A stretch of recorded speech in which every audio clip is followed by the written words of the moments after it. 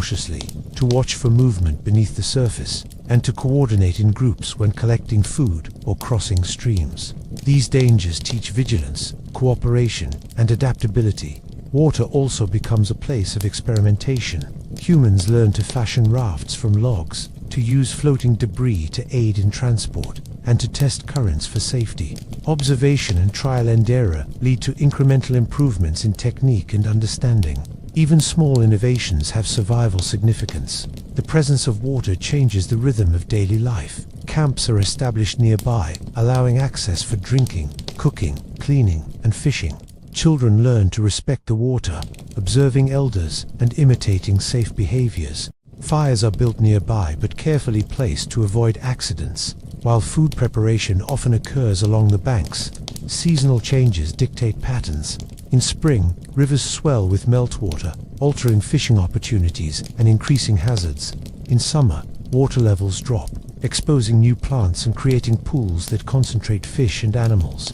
In winter, rivers may freeze partially, offering crossing points but introducing risks of thin ice. Humans adapt their behavior to these rhythms, learning the timing of opportunities and the signals of danger. Rivers teach observation and foresight. The ability to anticipate floods, track animal movements, and predict fish behavior becomes a critical survival skill. Humans develop strategies for storing fish or preserving them for lean periods, using smoke, drying, or burial in cool sand.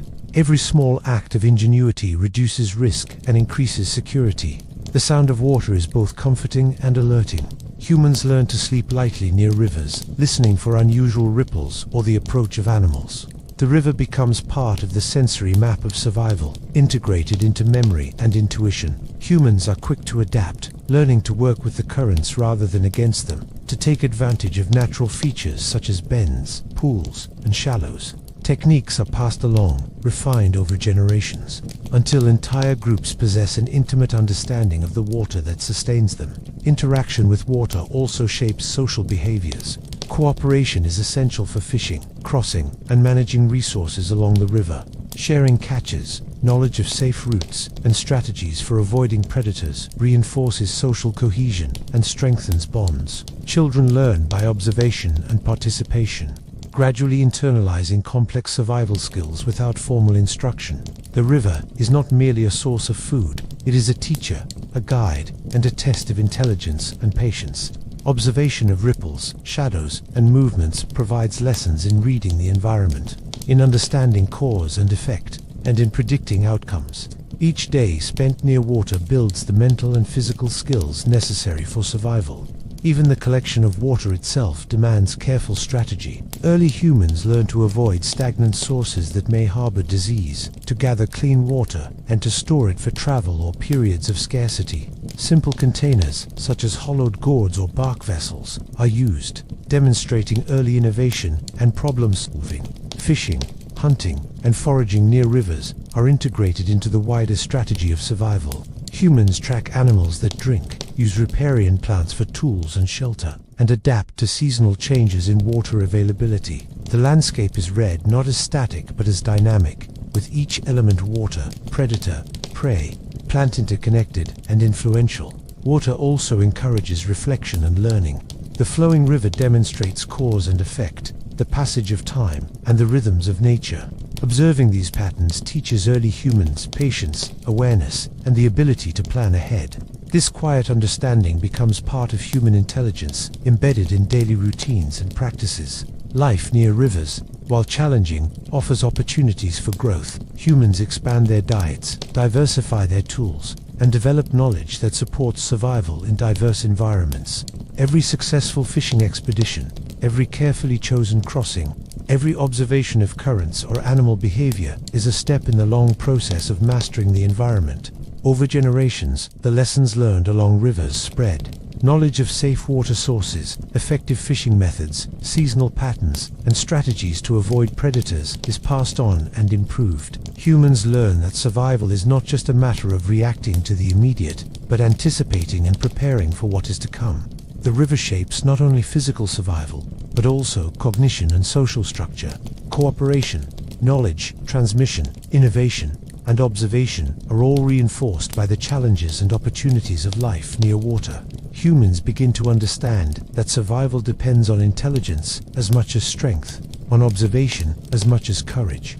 Through countless days and nights along the rivers, humans develop an intimate understanding of the land and water. They learn to navigate, to exploit resources without destroying them, to plan for the lean periods, and to respect the dangers. The river becomes part of the mental map that guides movement, hunting, and settlement. Each encounter with water reinforces lessons of patience, vigilance, and ingenuity. The smallest ripple, the faintest scent, the movement of fish beneath the surface is noticed, interpreted, and remembered.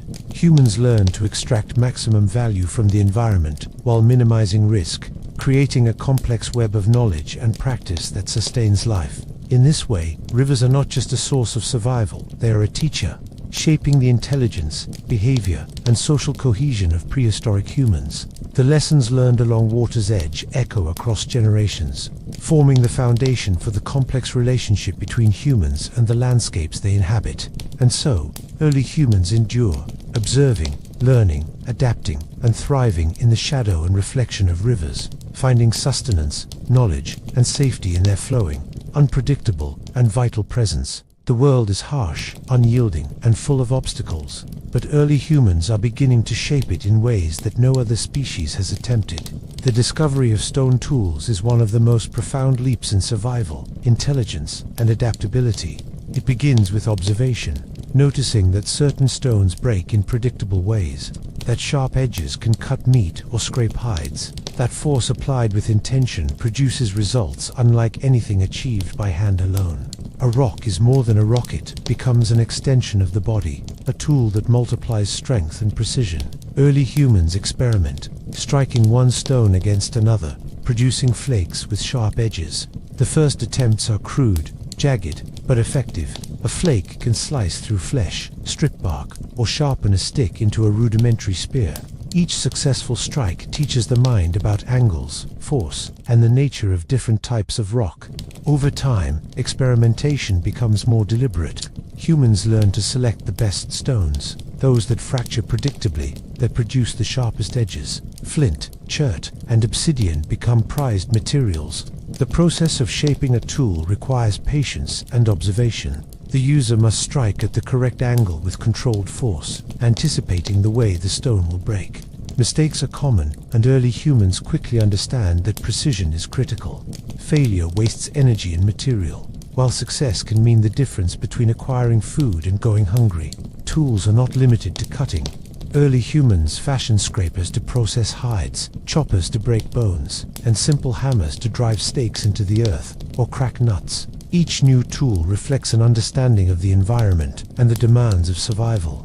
The creation of tools also begins to shape cognition. Humans must visualize the end product, plan the steps to achieve it, and understand cause and effect in a way that goes beyond instinct. Memory becomes essential, remembering which strikes produce a useful edge, which stones are most effective, and which techniques work best in specific situations allows skills to improve with practice. Tools transform the hunt. Spears sharpened with stone points allow humans to strike from a distance, reducing risk from dangerous animals. Knives make it possible to process meat quickly and efficiently, to remove hides without waste, and to access marrow within bones, a rich and essential source of nutrition.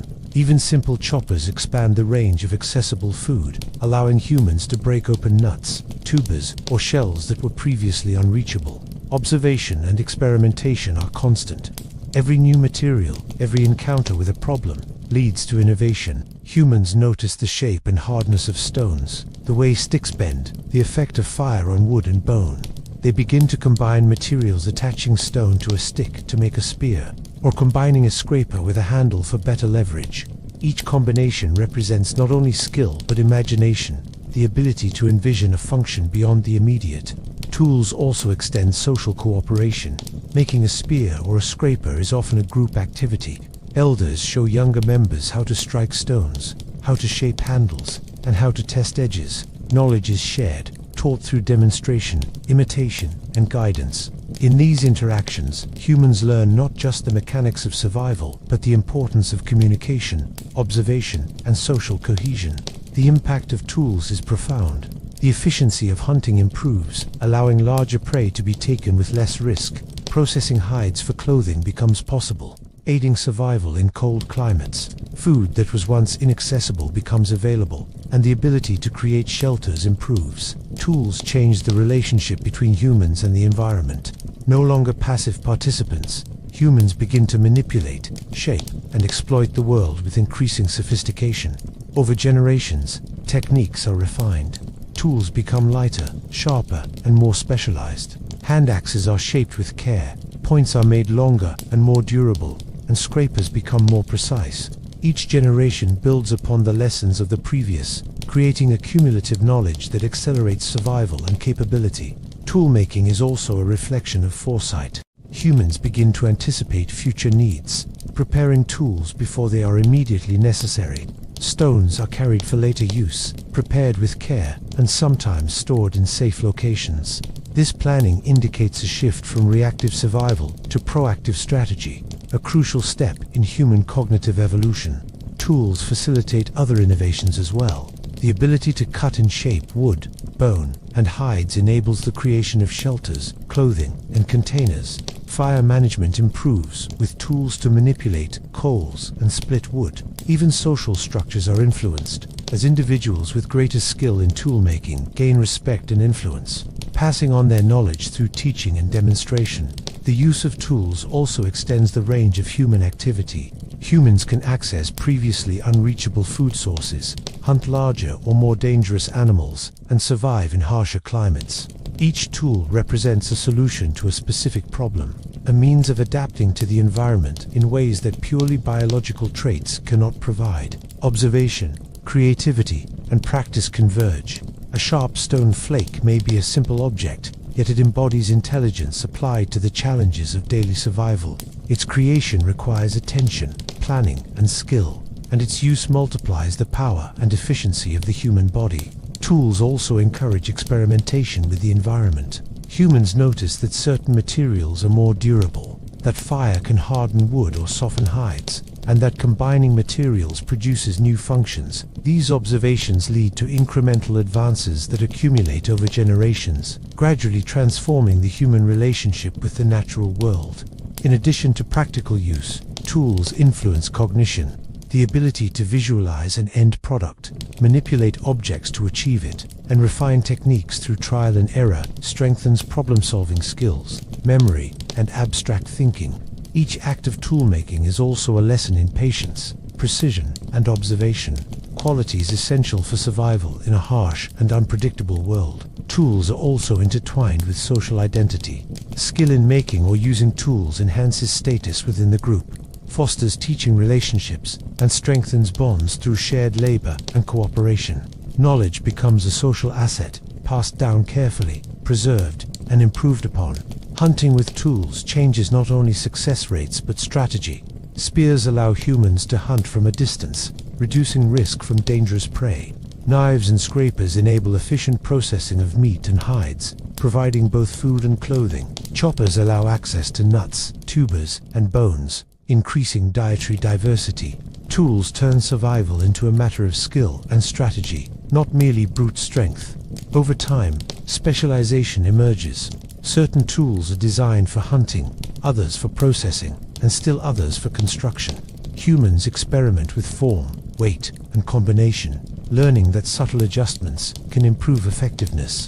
These refinements mark the beginning of technological thinking, an iterative process of observation, testing, and improvement. The presence of tools also changes social dynamics. Groups can work together more efficiently, coordinate hunts, and share knowledge of materials and techniques. Cooperation is reinforced because survival is more successful when skills and tools are combined. Individuals learn to communicate, observe, and teach, strengthening the social fabric that ensures continuity.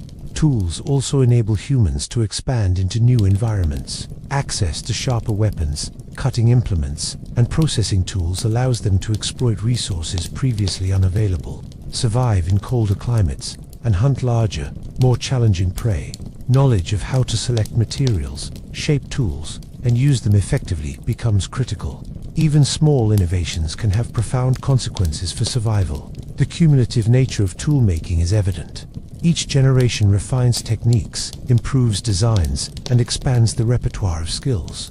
Knowledge is stored not in writing, but in memory, observation, and demonstration. The group becomes a repository of experience, capable of teaching, learning, and adapting over centuries. Tools transform early human life. They extend physical ability, enhance cognitive skills, encourage social cooperation, and expand environmental mastery. Each spear, flake, and chopper embodies survival, intelligence, and creativity. Through tools, humans assert influence over the natural world, gaining an advantage that biology alone could not provide.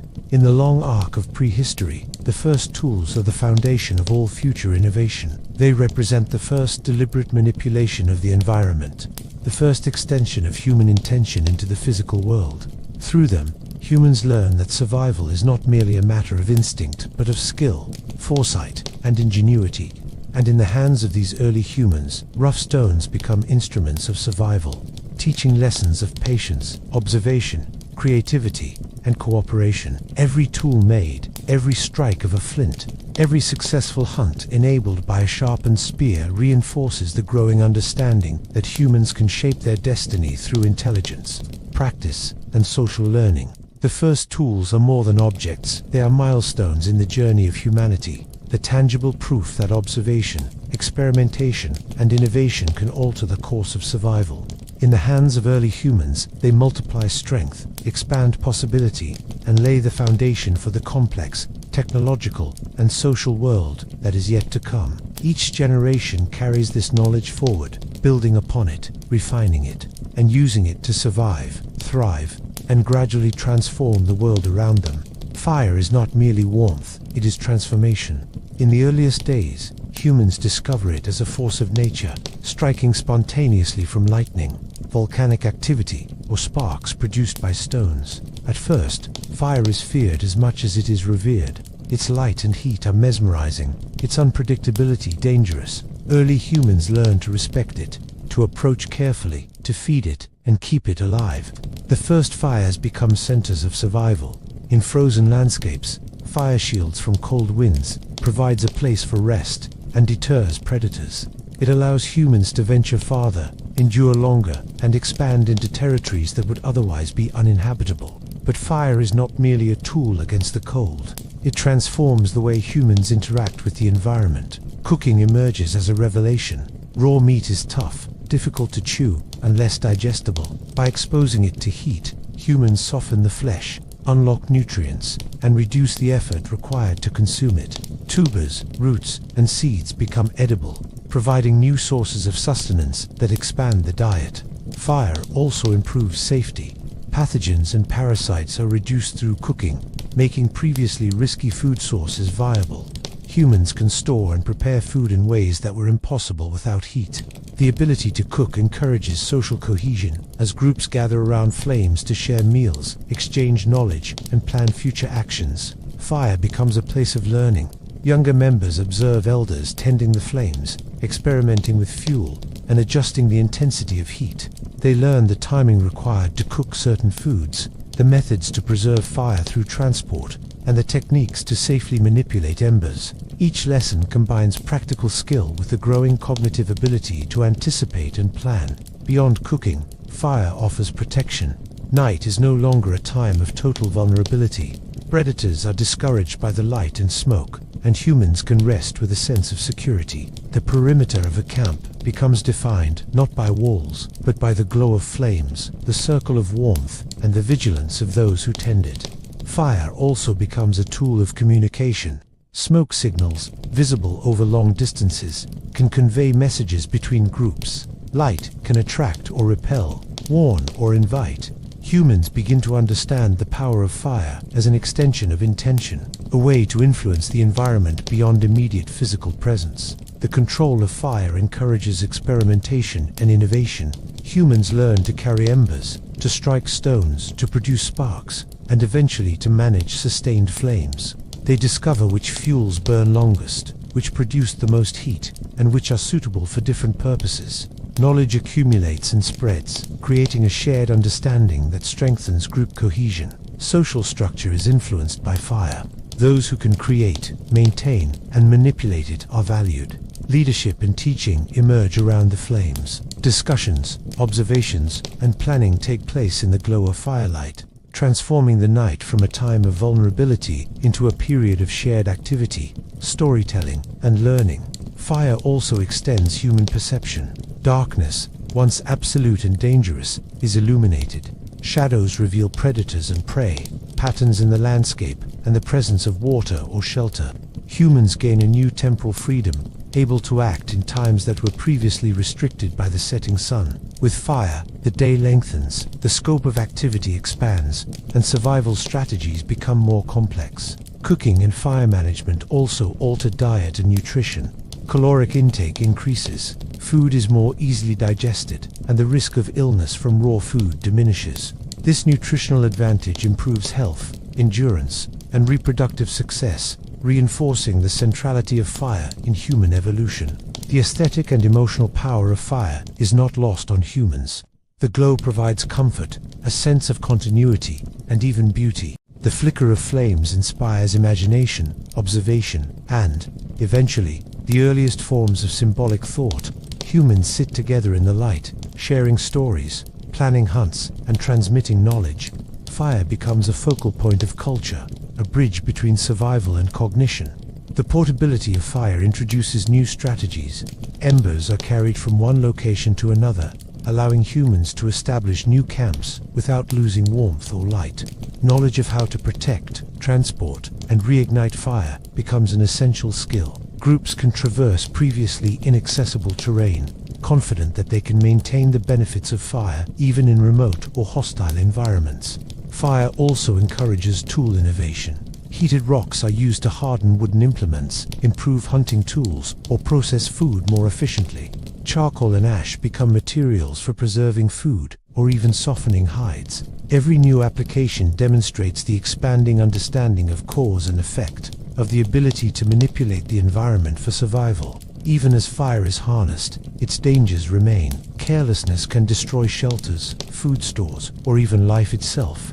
Early humans learned discipline and attentiveness, developing routines to maintain fire safely. They monitor wind, fuel supply, and the proximity of flammable materials, understanding that mastery is both opportunity and responsibility. Fire is also a teacher of temporality and patience. Flames require constant attention, careful feeding, and observation. They respond to subtle changes in wind and fuel.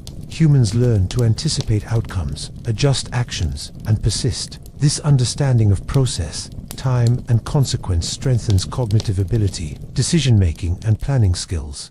Over generations, fire becomes embedded in human survival strategy. It is not simply a tool for warmth or cooking, but a cornerstone of social cohesion, planning, and innovation. It defines space, organizes time, and structures the rhythm of daily life. Humans gather around fire to share food, knowledge, and vigilance, learning the patterns of the night, the movements of prey and predators, and the subtleties of their environment. Fire transforms the relationship between humans and nature.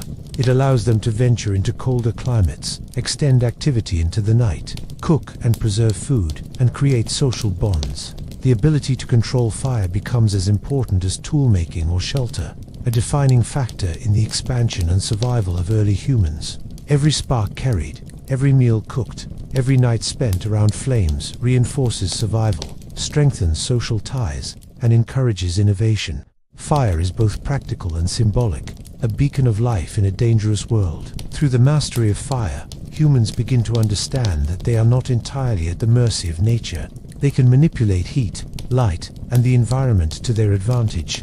They can extend their activities, protect themselves, and plan for the future in ways that were previously impossible. Fire becomes a teacher, a guardian, and a partner in survival. The knowledge of fire, like the knowledge of tools, is cumulative. Each generation learns from the previous, improves techniques, and shares lessons widely. From spontaneous sparks to managed flames, from warmth to cooking to protection, fire shapes the trajectory of human survival, social development, and cognition. In the glow of the earliest fires, humans discover not just warmth and sustenance, but the power of observation, planning, and cooperation.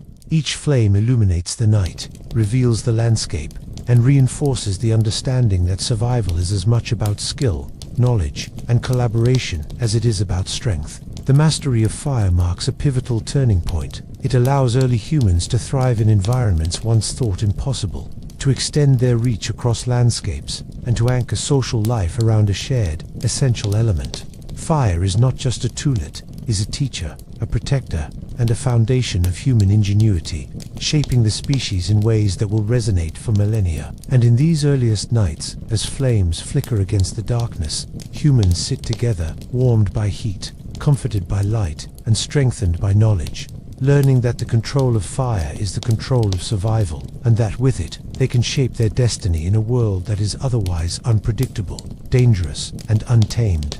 Hunting is not just a way to fill the stomach. It is a test of patience, observation, and cooperation, a delicate balance between risk and reward. Early humans watched the land for signs, reading footprints, broken branches, bird calls, and the patterns of the wind. They learned to interpret every subtle hint, to understand the rhythms of animal life, and to anticipate movements that may not be immediately visible. Gathering complements hunting, a quieter and less dangerous way to acquire sustenance, yet it demands its own expertise. The knowledge of which roots are edible, which berries are ripe, and which nuts are safe to eat is passed through careful observation and oral instruction. Together, hunting and gathering form the foundation of survival, a continuous interplay between strategy, knowledge, and the unpredictability of nature. The hunt begins long before the first arrow or spear is launched. Humans observed silently from hiding, waiting for the right moment, noting wind direction and the alertness of prey. Predators are always nearby, and a misstep could turn hunter into hunted. Patience becomes as essential as speed, and intuition guides each decision. Groups often hunt cooperatively. One person may drive game toward, others lying in wait. Some herd animals are funneled into natural traps or narrow passes, using knowledge of terrain to their advantage. Coordination is crucial, and each participant must trust the others, understanding that the success of the hunt and sometimes survival depends on collective action. Tools and fire enhance hunting strategies. Stone-tipped spears can pierce thick hides, while sharpened blades allow swift processing of meat. Fires are sometimes used strategically to drive animals or illuminate nocturnal movements, demonstrating an early understanding of environmental manipulation. Tracking skills are central. Early humans study the footprints of animals, noting the depth, spacing, and direction of each print. Broken vegetation, droppings, and other signs reveal the size, speed, and health of prey.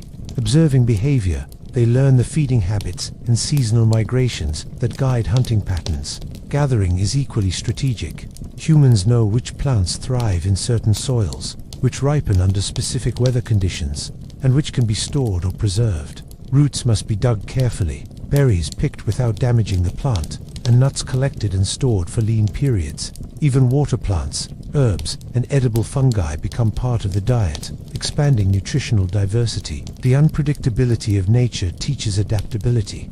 Animals flee, weather changes, and food sources fluctuate with the seasons. Humans adjust their strategies, learn new routes, and diversify their diet to compensate for scarcity.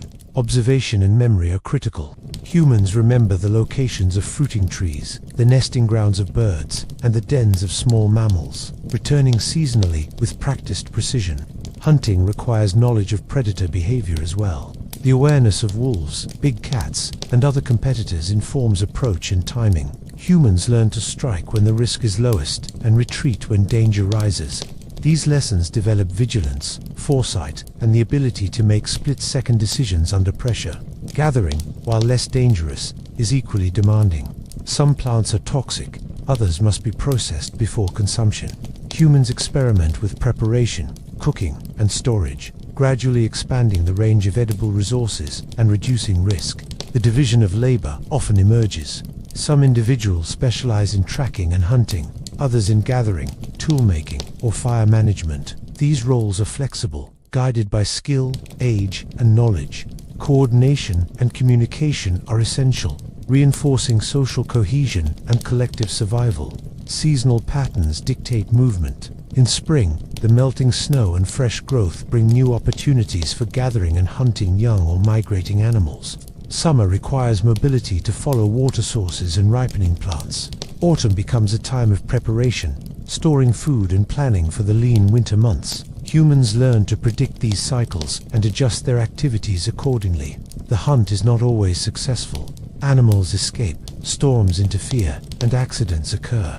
These failures are lessons, emphasizing observation, patience, and strategy. Success is celebrated not only for nourishment, but as affirmation of skill, cooperation, and knowledge. The pursuit of prey also fosters innovation. Humans experiment with traps, snares, and ambushes, gradually improving efficiency. They learn to combine tools, to set fires strategically, and to work as a coordinated unit, developing early tactical thinking. Even simple observations, such as animal reactions to wind direction or noise, inform strategies and refine skills.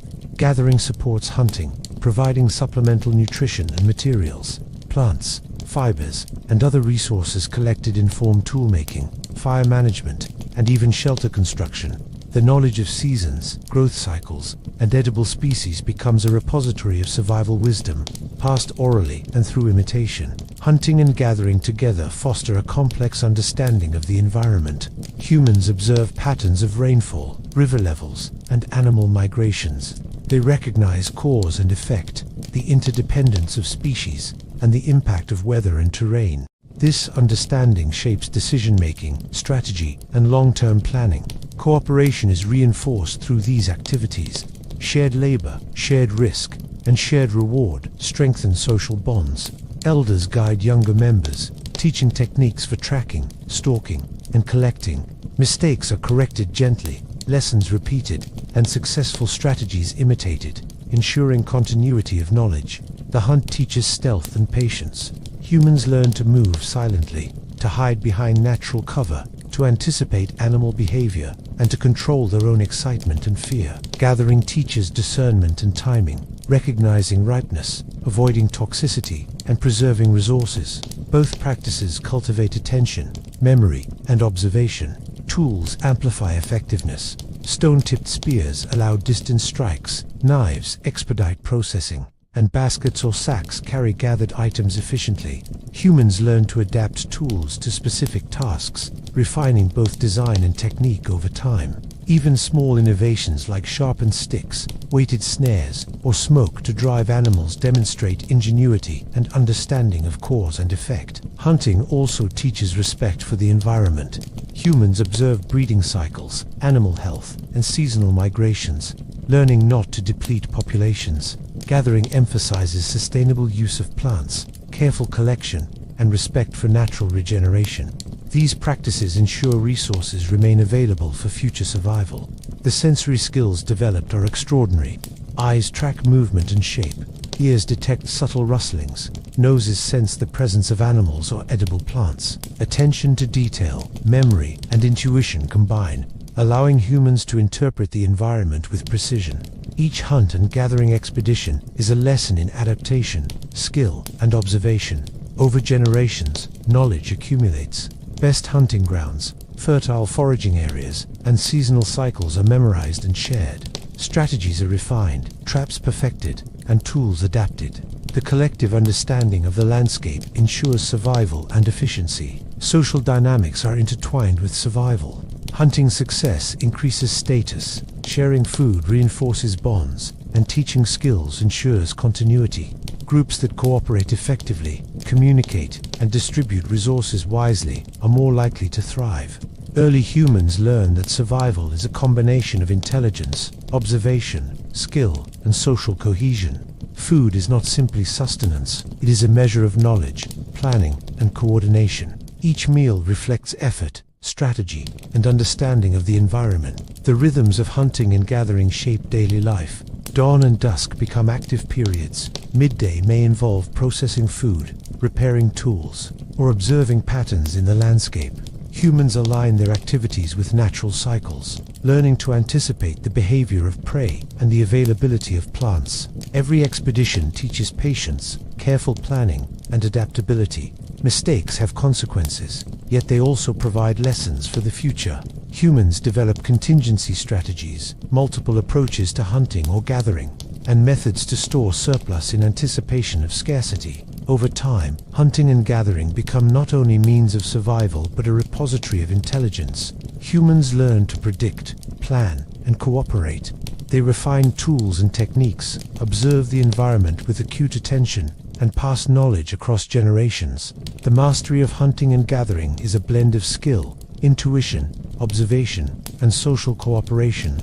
It allows humans to exploit the richness of the environment without exhausting it, to survive in diverse climates, and to build knowledge that will support future innovations. Through these practices, humans learn that survival is not a solitary act, but a collective endeavor. Observation, skill, cooperation, and adaptation ensure that groups endure where individuals might fail. And in the quiet moments after a successful hunt, or the careful collection of edible plants, humans understand the rhythm of life, the interdependence of species, and the subtle art of survival that will define their species for millennia. The world is full of threats, from predators to harsh weather, and for early humans, finding a safe place to rest becomes as important as finding food or water. Shelters are not merely spaces of comfort, they are sanctuaries, fortresses, and centers of social life. The earliest humans seek natural refuges, caves, rock overhangs, and dense thickets which offer protection from wind, rain, snow, and predators. Caves provide shade in summer, insulation in winter, and security that open landscapes cannot. Early humans observe animals, learning which locations offer safety, which hideaways are defensible, and how to use natural features to their advantage. Caves are chosen not at random, but for strategic reasons. Those near water sources, abundant plant life, and fertile hunting grounds are prized. The layout within caves begins to reflect human intention. Areas are designated for sleeping, tool-making, fire management, and storage. Stones, bones, and other natural materials are used to partition spaces, creating a rudimentary organization that supports both survival and social structure. Fires are built near cave entrances or within cleared areas, providing warmth, light, and protection. Smoke escapes through openings, deterring predators while marking human presence. The flickering glow illuminates the walls, creating a canvas where the first marks of symbolic thought may later appear. Outside of caves, humans construct temporary shelters from wood, leaves, grass, and animal hides. These structures offer mobility, allowing groups to follow seasonal resources, pursue migrating prey, or escape flooding and other dangers. The choice of materials depends on availability and function. Wood provides framework, leaves and grasses create insulation, and hides offer waterproofing and warmth. The construction process itself demands skill, observation, and cooperation. Poles are cut to appropriate lengths, tied or wedged into position, and covered to create stable, weather-resistant dwellings. Groups work together, each member contributing strength, knowledge, and dexterity. Children observe, learn, and imitate, gradually internalizing the skills necessary for future survival. Shelters also reflect social organization. Sleeping arrangements, fire placement, and tool storage suggest hierarchy, cooperation, and division of labor. Elders may occupy central or more protected positions, while younger or less experienced members occupy outer areas. The arrangement of space reinforces roles, facilitates teaching, and ensures collective safety. Over time, humans experiment with semi-permanent constructions. Stones are piled to form low walls, sticks are interwoven for windbreaks, and shelters are positioned to maximize sunlight, warmth, and protection from storms. Each improvement increases comfort, reduces energy expenditure, and enhances survival chances.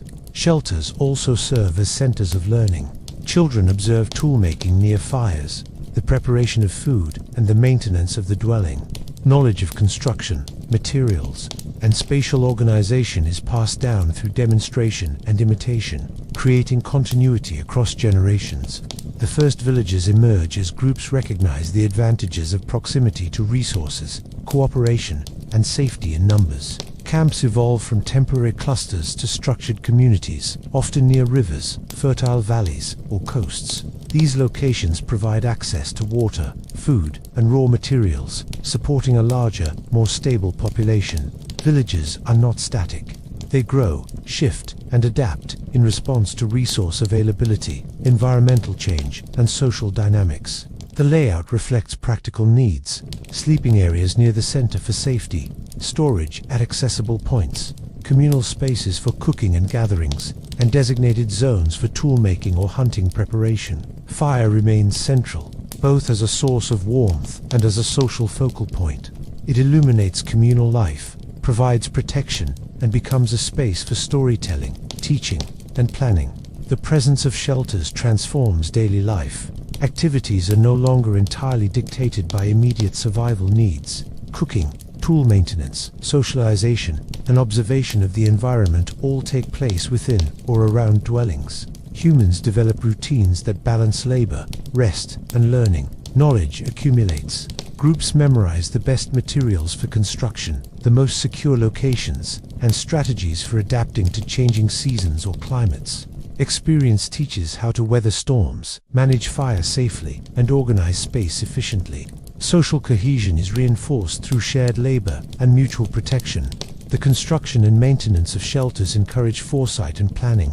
Humans anticipate future needs, store materials, and prepare for seasonal changes. They learn to repair damage, adapt to environmental pressures, and improve the durability of dwellings. This long-term thinking represents a cognitive leap, linking immediate survival with strategy and foresight. Children learn by observing patterns. They see how elders select materials, how fires are tended, and how tools are stored. They understand the importance of space organization, safety, and cooperation, internalizing lessons essential for adult life. Shelters also provide psychological security. Humans can rest, recover energy, and regain mental clarity in spaces protected from wind, rain, and predators. The predictability of a shelter offers comfort, reduces stress, and allows planning for hunting, gathering, and future movements. Villages create opportunities for innovation and specialization. Some individuals focus on tool making, others on hunting, gathering, or shelter construction. Social structures emerge, with roles based on skill, age, and experience. Knowledge is shared deliberately, ensuring continuity and efficiency. Even modest shelters shape human culture. Decorations, arrangement of objects, and care in construction reflect observation, aesthetic awareness, and social signaling. These subtle behaviors lay the foundation for symbolic thought, artistry, and the later development of complex communities. Shelters support survival in extreme climates. Insulated dwellings allow humans to endure cold winters, while strategically placed structures provide shade and ventilation in hot regions. Knowledge of orientation, sun patterns, and wind direction informs placement and design. Over generations, humans refine techniques. They learn which materials resist decay, which structural forms are most stable, and how to combine natural elements to improve comfort and durability. Observation and experimentation guide each advance. Daily life within shelters is a mix of work and rest. Fires are maintained, tools repaired, food prepared, and children instructed. Elders pass on lessons of tracking, foraging, hunting, and environmental observation. Each day reinforces survival skills, social cohesion, and knowledge transfer. The first villages represent more than survival. They are a network of relationships, resources, and knowledge. Proximity allows sharing of labor, distribution of food, and collective defense against predators or rival groups. Humans begin to understand that safety, efficiency, and survival improve when resources and effort are pooled. Shelters, caves, and villages also encourage planning and foresight. Food is stored, tools are maintained, and spaces are organized for efficiency and security. Humans begin to understand the value of preparation, continuity, and strategic thinking. Observation of the environment continues. Humans note seasonal changes, water levels, animal migrations, and plant cycles, adjusting the placement, design, and function of shelters accordingly. Knowledge is cumulative, stored in memory, and reinforced through practice and teaching. In essence, shelters are more than protection. They are a nexus of survival, learning, and social organization. Each construction, whether temporary or semi-permanent, represents observation, problem-solving, and adaptation. Through shelter, humans assert control over a hostile environment, create spaces for learning, and establish the foundations of communal life. Life within shelters shapes human perception, planning, and cooperation. Humans learn to allocate space, share labor, and balance immediate needs with long-term goals. They observe patterns in the environment, manage fire, and maintain tools. They pass this knowledge forward, ensuring survival, efficiency, and social cohesion. Over time, shelters evolve, reflecting both practical necessity and emerging human intelligence. The choice of location, construction materials, and internal organization demonstrates observation, planning, and innovation. Communities expand, knowledge accumulates, and survival becomes increasingly reliable. Shelters, caves, and villages mark a turning point in human history. They allow extended habitation, organized social life, and cumulative knowledge. Humans are no longer entirely at the mercy of the elements. They create protected spaces where survival, learning, and social life converge, laying the groundwork for the development of agriculture, permanent settlements, and complex societies in the millennia to come. And in the quiet hours of early nights, as firelight flickers across walls, humans sleep with a sense of security, comfort, and continuity, understanding that the shelter they inhabit is as vital to survival as food, water, and tools, a place where life is protected, knowledge preserved, and the future of their species quietly secured. Early humans are defined not only by their intelligence and tools, but by their ability to adapt to an unforgiving world. Clothing is one of the most intimate and immediate adaptations, a barrier between fragile flesh and the extremes of nature. Before weaving or sewing, survival depends on observation, ingenuity, and the careful use of available materials. Animal hides are the first solution. Humans notice the warmth provided by fur, the durability of thick skins, and the waterproof properties of certain pelts. They experiment with wrapping, tying, and draping hides across shoulders, torsos, and limbs, discovering that even simple coverings dramatically improve endurance in cold climates. Scraping and softening the hides becomes an essential skill. Raw skins are stiff, prickly, and unpleasant to wear. Using stones, bones, and even fire, humans learn to remove hair, soften fibers, and make the hides pliable. This process requires patience, observation, and skill, as improperly treated hides can rot, tear, or fail to provide sufficient insulation. Clothing is not merely about warmth. It also offers protection against cuts, insect bites, thorns, and rough terrain. As humans venture across rocky landscapes, dense forests, and thorny brush, clothing reduces injury and allows movement with greater confidence. Early humans quickly recognized that durability and flexibility must be balanced with warmth. The thickness of hides, the method of fastening, and the placement of seams or ties all affect mobility and comfort.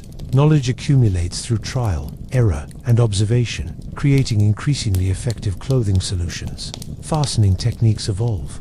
Simple ties made from strips of hide, plant fibers, or sinew allow garments to stay in place during hunting, gathering, or combat with the elements. The ability to manipulate materials into functional forms demonstrates early problem-solving, planning, and manual dexterity. As humans migrate into colder regions, clothing becomes essential for survival. Layering hides, insulating extremities, and covering vulnerable parts of the body allows humans to endure temperatures that would otherwise be fatal. Gloves, leggings, and head coverings emerge as practical adaptations. Fire and heat are used to further enhance materials. Softening hides with embers or smoke treatment improves durability and comfort. Humans learn to preserve these materials, ensuring clothing remains usable for extended periods, even when far from their home base or resources. Clothing also facilitates the extension of activity. With proper protection, humans can hunt in snow, travel across ice, and gather food in wind and rain. Movement is no longer limited by environmental conditions. Endurance and resilience increase dramatically. Observation of animals informs design. Humans note which pelts are thickest, which furs shed water, and which hides resist wear. They begin to selectively hunt for materials suitable for clothing, combining knowledge of ecology, resource management, and survival. Beyond practical considerations, clothing begins to signal identity and status. Those who are skilled in hide preparation, those who can maintain and repair garments, and those with access to rare or specialized materials gain recognition within the group. Clothing becomes intertwined with social structure, reinforcing hierarchy, teaching and the exchange of knowledge. Clothing and hide use extend into ritual and symbolic practices. Humans notice patterns, textures, and colors, sometimes decorating garments with carved bones, feathers, or pigments. Though survival is the primary purpose, aesthetic awareness begins to emerge alongside practicality, linking protection to expression. Humans also learn to combine materials. Plant fibers, sinew, and strips of hide are braided, twisted, or sewn to improve durability and fit. Early stitching techniques emerge, even if crude, allowing garments to be more functional and longer lasting. Each innovation reflects observation, experimentation, and incremental improvement. Clothing requires maintenance. Hides are cleaned, dried, and repaired to prevent decay and loss of function. Knowledge of preservation techniques, including exposure to smoke or careful storage, ensures longevity. Early humans understand that garments are not disposable, but a vital investment in survival. The production and use of clothing also encourages division of labor and cooperation. Some individuals focus on hunting animals for hides, others on preparation, and still others on construction and decoration of garments. Skills are shared through observation, demonstration, and imitation, reinforcing social bonds and collective knowledge. Mobility is enhanced through clothing. Humans can traverse mountains, forests, tundra, and open plains without being limited by climate. They can remain active for longer periods, carry out hunting and gathering with less risk, and endure harsh conditions that might otherwise be fatal. The development of footwear is a subtle but critical advance. Wrapping feet in soft hides, sometimes bound with sinew or plant fibers, reduces injury, prevents frostbite, and allows humans to cover longer distances safely. Footwear is adapted to terrain, climate, and activity, showing a growing understanding of functional design. Clothing also interacts with fire and tool use. Hides can be softened near embers, cut with stone tools, and shaped to fit specific needs. Humans learn to combine materials creatively, adjusting thickness, layering, and coverage according to environmental demands. Through these practices, early humans gain a sense of control over the elements. Clothing transforms vulnerability into resilience. Humans can endure cold, rain, and wind with confidence, reducing energy loss, preventing illness, and improving overall survival chances. The psychological comfort of clothing is as important as physical protection. Feeling warmth, security, and shelter against the elements fosters calm, focus, and the ability to plan, hunt, and gather more effectively. Over generations, clothing evolves in complexity. Layers are combined, fastenings refined, and specialized garments developed for hunting, cold weather, or ceremonial purposes. Knowledge accumulates, shared orally and through observation, creating a cultural and practical legacy that extends beyond immediate survival. Clothing reflects the interaction between humans and environment. Material selection, design, and construction are guided by observation of resources, climate patterns, and environmental demands. Humans learn to manipulate, adapt, and innovate to create garments that support life in a variety of conditions. Clothing is also a tool of innovation. Sinew, plant fibers, and hides can be used to construct not only garments, but also ropes, nets, and bindings for tools or shelters. Each discovery expands survival options, reinforcing the relationship between observation, experimentation, and practical application. The combination of clothing, shelter, tools, and fire creates a synergy that transforms early human life. Each adaptation enhances the others. Warmth allows extended activity. Tools enable clothing preparation. Fire softens hides, and shelters protect garments from decay. Survival becomes increasingly reliable as these elements interact and reinforce one another. In essence, clothing is the armor of survival. It protects, preserves, and empowers humans to endure environments that would otherwise be lethal. It reflects ingenuity, planning, and the ability to manipulate the natural world to human advantage. Clothing marks the first deliberate extension of protection beyond the body itself, a precursor to later innovations in technology, culture, and civilization. And in the long nights of prehistoric life, as humans huddle around fires in shelters, wrapped in hides that soften the bite of cold winds and protect against the unknown, they feel not only warmth but resilience. Each garment represents observation, skill, and knowledge accumulated over generations.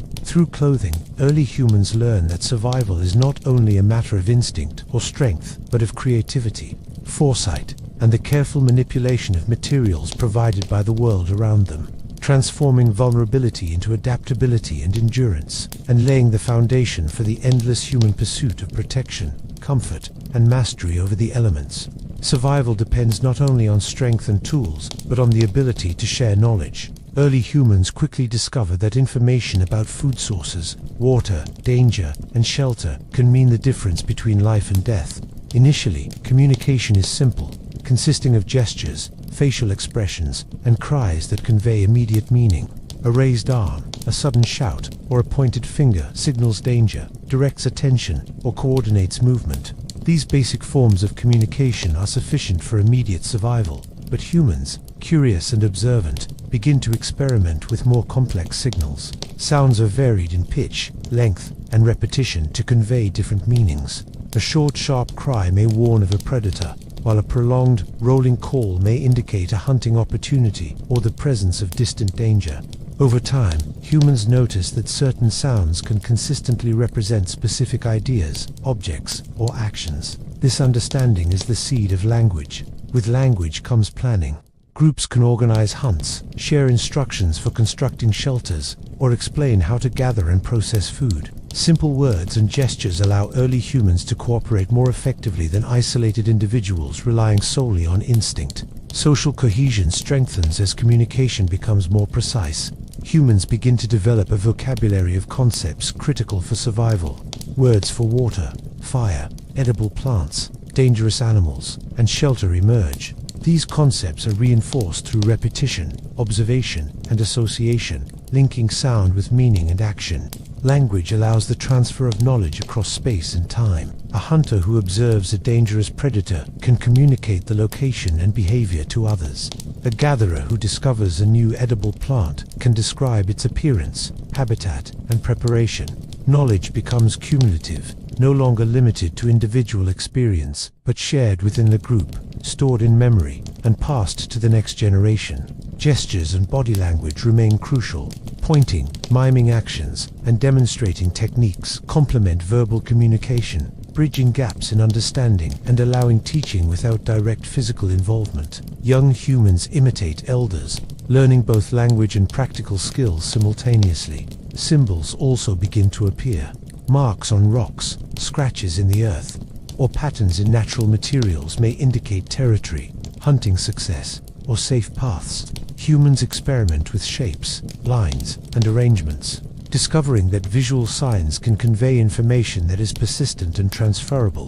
These early symbols enhance survival by creating a shared understanding of the environment. For example, marks indicating water sources, seasonal camps, or predator sightings allow groups to navigate landscapes with greater confidence and efficiency. Symbols also facilitate social cohesion. They create common reference points, reinforce shared knowledge, and establish identity within groups. Humans begin to understand that communication is not only about immediate survival, but also about coordination, memory, and planning for the future. Storytelling emerges naturally. Around fires and within shelters, humans recount experiences, victories, and dangers. Narratives serve multiple purposes. They entertain, teach, and preserve critical survival knowledge. Children absorb lessons about animal behavior, seasonal changes, and effective hunting and gathering strategies. Language and symbols also encourage abstract thinking. Humans can describe events that are not present, plan for future hunts, and anticipate environmental changes. The ability to discuss hypothetical scenarios or recall distant events strengthens cognition and strategic planning. Shared rituals begin to develop alongside communication. Groups may use repetitive sounds, patterns of movement, or symbolic objects to reinforce group identity, coordinate labor, or prepare for hunting and gathering. These early rituals create structure, discipline, and mutual understanding, enhancing both survival and social cohesion. Communication allows coordination over larger areas. Humans can signal distant groups with sound, smoke, or visual cues. Early observation of these methods leads to strategic use. Fire and smoke signal safety or danger. Drumming or clapping conveys time or urgency, and visual markers guide travelers. As language becomes more refined, humans can teach skills more effectively. Instructions for tool making, fire management, or shelter construction are conveyed with clarity.